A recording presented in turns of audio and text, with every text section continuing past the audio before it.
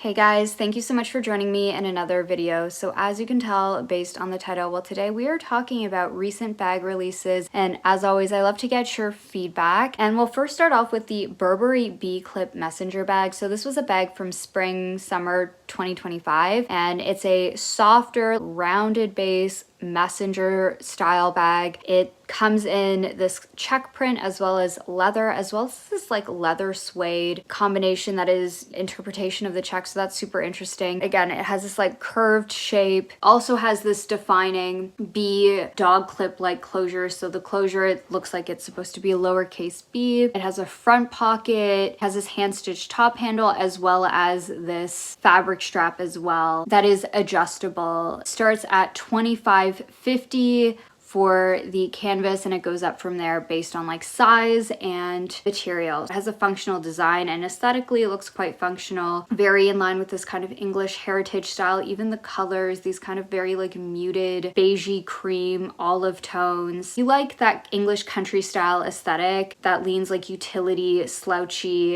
It definitely has that kind of look. It's very interesting because when I think of this versus what Daniel Lee did at Bottega, his bags at Bottega were actually quite capital F fashion, especially if we think about like the pouch bags. Some of them were a little bit more conceptual, whereas this, it's actually quite utilitarian. Also this kind of English heritage, this is style that a lot of people do like. In terms of price point, it starts at $25.50 for like this cotton check with this leather trim. I will say if I compare it to say the Louis Vuitton canvas bags that have multi-strap options, if I think about the Louis Vuitton Speedy or Alma, some of their most popular canvas styles, those bags are still under 2K USD. The price point, it is a bit of a reach for Burberry. They have risen their prices, maybe some of their prices they've decreased. I think it's more of like a specific kind of consumer that is gonna like a style like this, like you like the English heritage kind of look. Now in terms of what you guys had to say, 29% of you guys love it, 71% say not it. For comments, kind of indifferent to it. I don't absolutely love it, but I do like the structure and ease of wearability of the bag. Not a fan of the Burberry check crossbody strap though. There should be a leather option. I feel like this is what I've been hearing a lot of people say they want from bags, not these utility straps, but I think this bag is going for something more utilitarian. It's one of these kinds of things, it's more a matter of preference. Someone else says, after looking at it for a while, it's a bit too similar to the Gucci Jackie. If it were between this or the Gucci Jackie, I would save up a little bit more to get the Gucci Jackie, but that's just like more my personal preference. Again, if you have more of that like English heritage countryside aesthetic, this will probably speak to you more. Someone else says Rebecca Minkoff called, she wants her bags back. Someone says OMG literally. Someone else says, while I like the overall shape, the clip itself does not make sense. It's far too chunky and a bit too immature for the design in my opinion. Someone says 6. I don't know if that means it's like 6 out of 10. Someone else says Burberry has to do way more than this. Now since the last time I saw a Burberry scarf being sold at Costco, it's now associated with many things but luxury and fashion. So the thing is,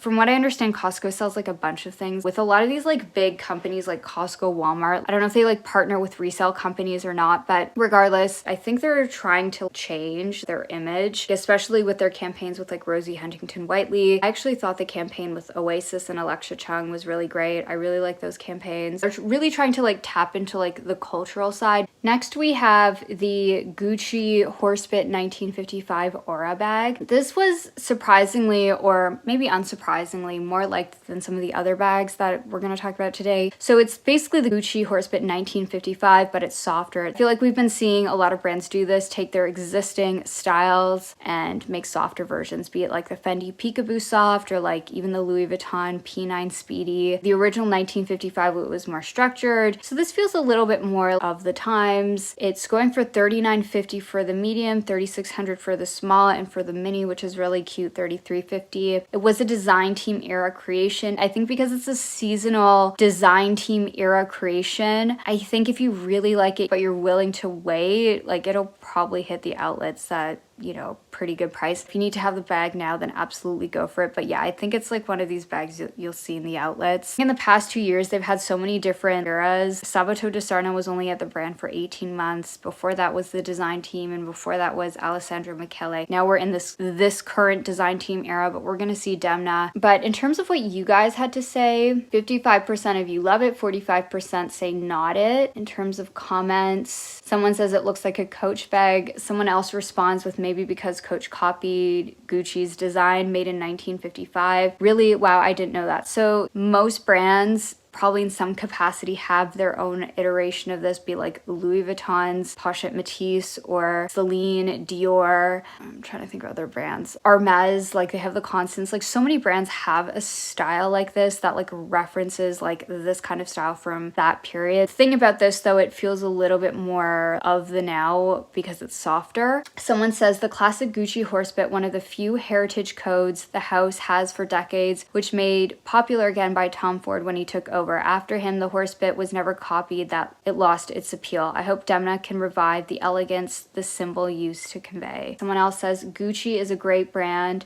Who cares what anyone says? They will do what they do. They do it well, better than most. Someone else says, the shape is okay, but why does the flap look slightly wrinkly? Someone else responds, I think it's because it's the soft version. Not sure how I feel about that either. So yeah, I think if you like the slouchier look, Gucci has this, but if you prefer that like sleeker look of the original style, there's that as well. And then finally, let's talk about the new Celine Tina bag. You guys know I love Celine. This bag though, I think, I'm not gonna lie, when I saw this, I immediately thought YSL Sancassette, that bag that has been around from like 3 or 4 years, maybe even more at this point. This Celine version, it's different. The logo is smaller. It's on a monogram canvas instead of that like very shiny leather that YSL typically uses. I know people would criticize the YSL bag because the closing of that bottom L would scratch the leather. This is different in that the pull tab pulls through the triomphe. What's also different is this does have a zipper. So that's like a nice added feature as well. But if I'm gonna be honest, it's just another kind of like pochette style we've seen so many brands do. I feel like this is a recurring theme with a lot of the bags we're seeing. A lot of the bags feel, oh, I saw that like 3-4 years ago. It's like the same style but like a different logo. And you could probably say that's the way fashion is today. One brand finds something super successful and other brands kind of copy. This, by the way, is a recent design team creation. Again, it's just like an okay transitional era bag. Like I don't think there's anything wrong with it. I actually think there are aspects of this design that I prefer over the YSL Sancassette, but it's just kind of like, you know, another style that we've seen with a different logo. You know, it's done in a Celine way. I was never really drawn to the YSL one. I'm not going to be drawn to the Celine one. Yeah, I would say I'm with you guys on this. Someone says it's not a bad design, just neither new nor exciting nor reasonably priced. It's 1950 USD. Like, you know, if we compare like the Celine Ava, which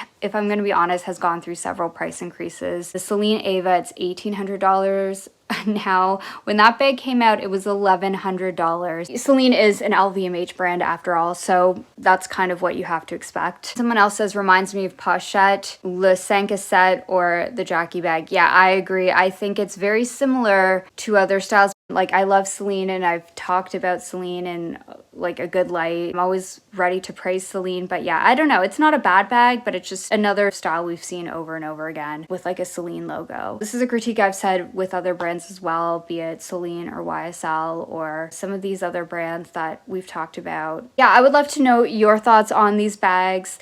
Did any of them speak to you? If I'm gonna be honest, I don't think any of these styles are like my aesthetic, but it's just fun talking about them. But yeah, that's my video for today. Thank you so much for joining me in another one, and I hope to see you in the next one. Bye.